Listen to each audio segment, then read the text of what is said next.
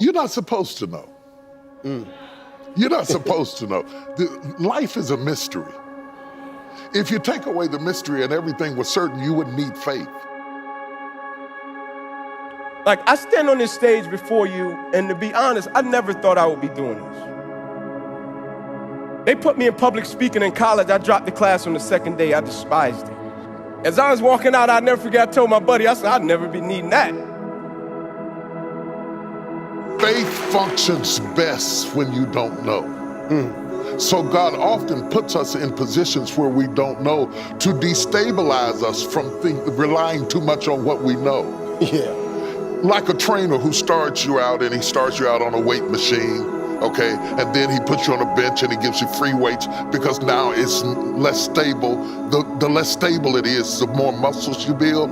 Finally, he puts you on a ball where everything's unstable, and when he puts you on the ball, he's building up your core. So the more unstable your life becomes, the more you have to go inside yourself to stabilize yourself. You're strong enough to withstand instability. Yeah. And if you knew everything, you'd have no room for faith, for discovery, for innovation, because creativity comes in uncertainty.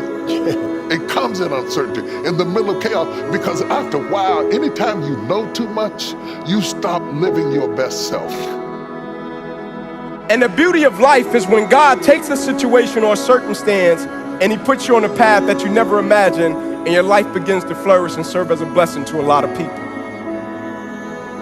But more times than not, you hit extreme chaos or extreme opposition on the way to getting to that point. Right? Like you think about the 9/11 incident. I travel a lot. Right? Senseless act. A lot of people lost their lives. Right? And I remember reading an article, and in this article it spoke about the other side of the situation.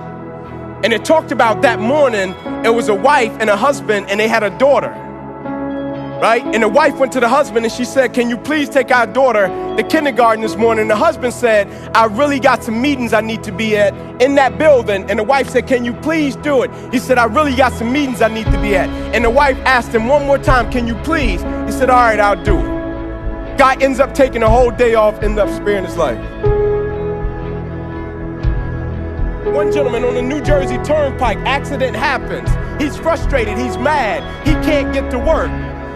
Accident ended up sparing his life. One gentleman got a new pair of shoes that day. He's walking, he gets a blister on his foot, he's going back home to change his shoes. He get there, end up sparing his life. One guy went to a donut and coffee shop, went to get some donuts and coffee. As he's coming out of the shop, somebody spilled some coffee on his shirt, went home to change his shirt, ended up sparing his life. The other side.